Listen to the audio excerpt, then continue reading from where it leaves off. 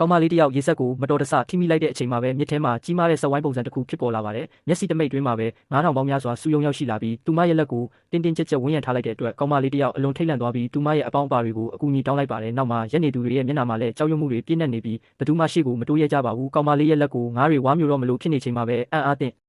ဆရာမြင်ကွင်းတစ်ခုကိုမြင်လိုက်ရပါတယ်။ရေပြင်မှာလှိုင်းကရက်တွေထစေတဲ့ငါးလေးတွေဟာလူပုံတံအဖြစ်မော်ဆန်စွာပြောင်းလဲသွားတာကိုသူမတွေ့လိုက်ရပါတယ်။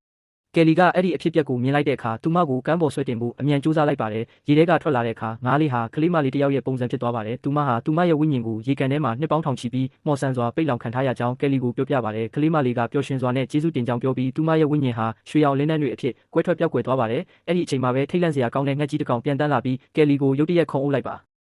သူမတေချာပေါက်သေးတော့မယ်လို့ထင်နေချိန်မှာပဲသူမကယ်တင်ခဲ့တဲ့ကလေးမလေးနဲ့အတူတူပဲဆိုတာကိုရိပ်မိသွားပါတယ်။ဒါဟာသူမရဲ့နောက်ဆုံးချိန်စာပါပဲ။ကယ်လီလည်းအဲ့ဒီနောက်ဆုံးချိန်စာကိုဖျက်ဆီးဖို့ရှေ့ကိုတိုးလိုက်ပေမဲ့အဲ့ဒီအချိန်မှာပဲမောက်မာတဲ့မင်းသားတစ်ပါးနောက်ကနေပြေးလာပြီးငှက်ကိုတိုက်ခိုက်လိုက်ပါတယ်။အဲ့ဒီလိုလှုပ်လိုက်တဲ့အတွက်ကလေးမလေးကိုအချိန်မီမကယ်တင်နိုင်ခဲ့ပဲသူမဟာအဲ့ဒီနေရာမှာတင်အယိုးစုအဖြစ်ပြောင်းလဲသွားပါတော့တယ်။မင်းသားကတော့ဒေါသထွက်နေတဲ့ကယ်လီကသူ့ကိုပါဇက်ကသွားပြီးကြွေကျသွားအောင်ထိုးလိုက်လိမ့်မယ်လို့လုံးဝမထင်ထားခဲ့ပါဘူး။သူမမျက်စိနဲ့တက်အပ်မြင်ခဲ့ရတဲ့မော်ဆန်တဲ့ကလေးမလေးဟာအလွန်လှပပြီးသဘောကောင်းကြောင်းသတိရပြီးသူမအဲ့ဒီနေရာမှာတင်ငိုကြွေးလိုက်ပါတယ်။